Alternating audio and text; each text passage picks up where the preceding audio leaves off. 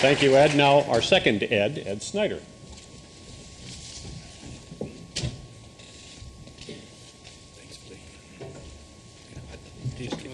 Ed, I was an accountant for 1 week.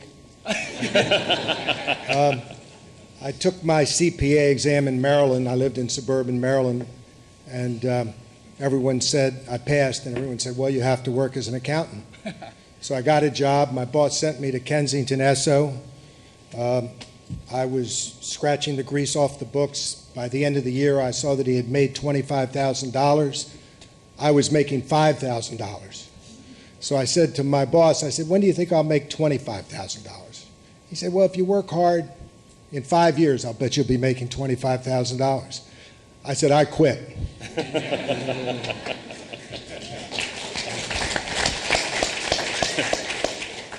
I guess that's when I found out I was an entrepreneur.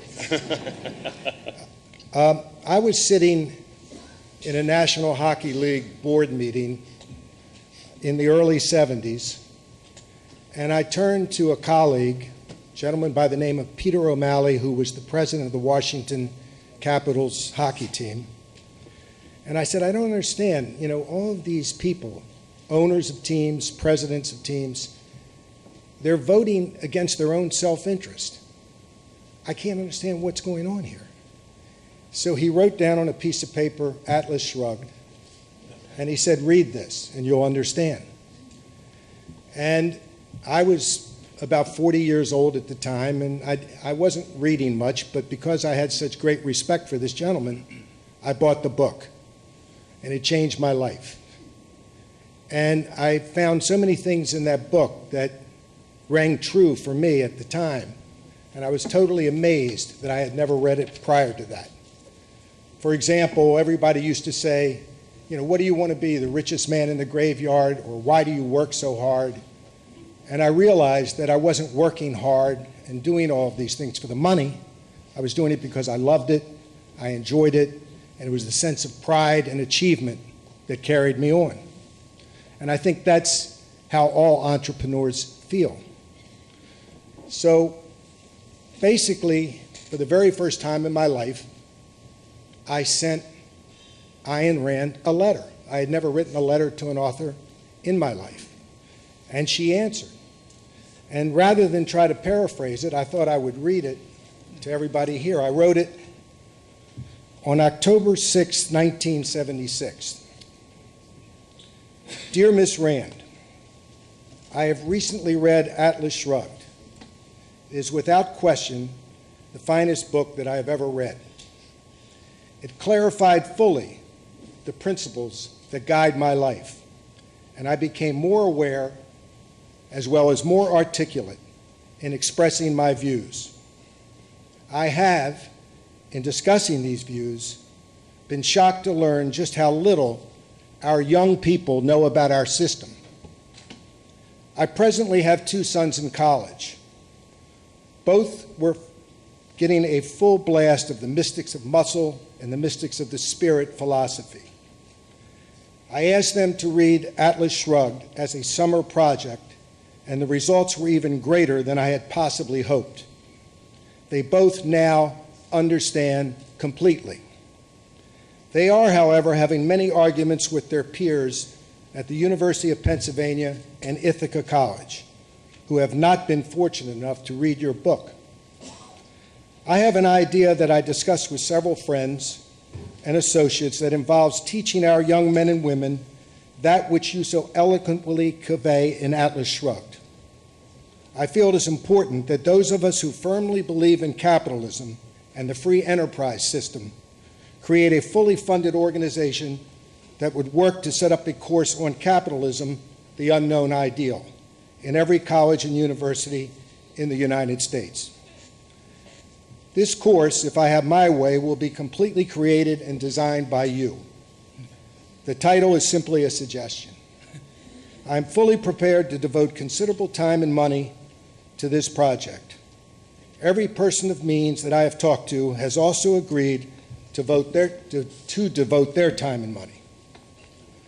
I feel that this must be corrected if we are to reverse the present trend in our country. I am most anxious to speak to you about this entire project. In trying to reach you, I feel much like Dagny Taggart trying to find her inventor, John Galt. I realize that you must receive many requests, but I can assure you this is the first of this type that I have ever made. I can also assure you that if I tackle a project, it will succeed. Little did I know. Your book is the first that I have ever distributed to anyone, and I've given out 30 to date. I would like to order an additional 100 hardback copies, and perhaps you can suggest the best way to go about this. I hope to hear from you soon. Sincerely, Ed Snider. I then got a response.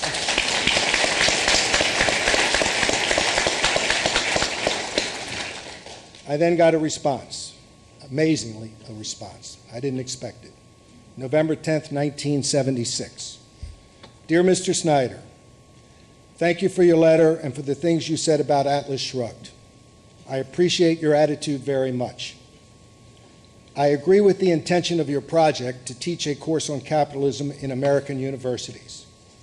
Today's ignorance about capitalism is truly appalling, but there are certain questions involved in the type of undertaking you outline. I would be pleased to meet with you to discuss your project in person. If you can come to New York, please let me know the date that would be convenient for you. Obviously, I went to meet her.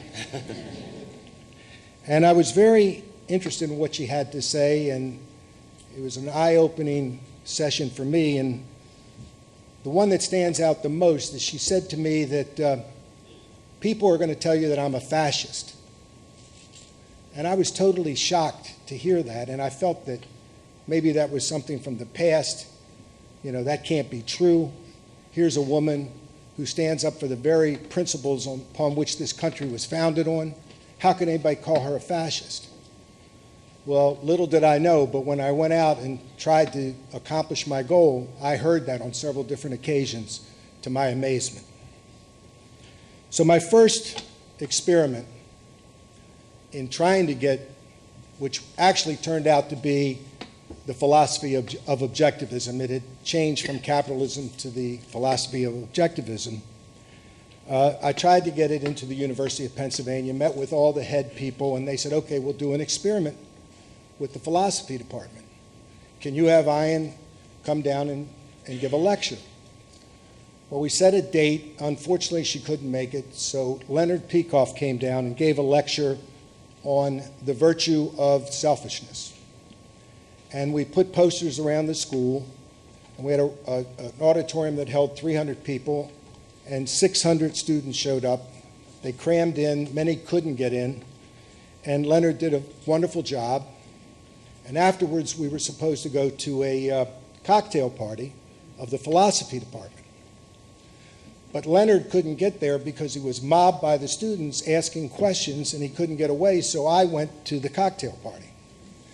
And I'm standing there having a drink, and a gentleman comes over with a pipe in his hand, and he says, so what do you do? And I said, well, you know, I'm in sports, and had some small talk. And he said, do you believe in all of this? And I said, well, yeah, I think it's interesting. And he said, well, you know, Ayn Rand believes if you invent a cure for cancer, you don't have to give it to anybody. You can destroy it. I said, she doesn't believe in that. She believes that no one can take it away from you. It can't be confiscated. But any reasonable, rational person would be more than willing to share it with the world if he were compensated in any way which he felt was reasonable. He said, oh, well, look, if you believe in all this stuff, why don't you donate $1 million and establish a chair for Ayn Rand? And I said, I got a better idea. Why don't we get a professor to replace you?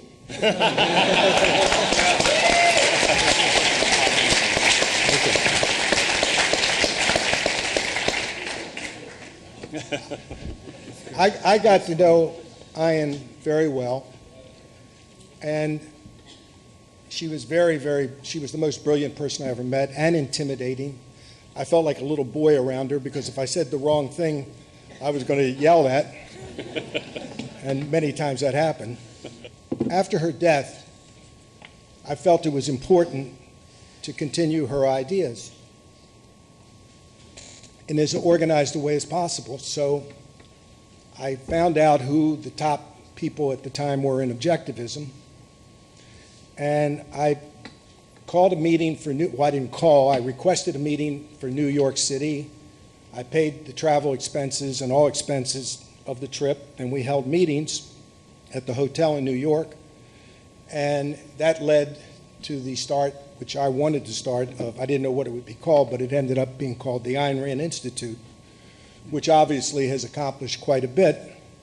And I think that the Ayn Rand Institute, in conjunction with what was the Objectivist Center, now is the Atlas Society, all of these things are helping to spread these ideas, and I think Ayn Rand is now better thought of, more widely read than ever before. And I have to tell you that I'm really looking forward to the movie. Another outstanding entrepreneur, John Aguilera, has suffered with this thing for a long time, and he's finally getting it off the ground, and I'm sure he's going to tell everybody all about it. I'm not going to, but I'm sure it's going to be a great success.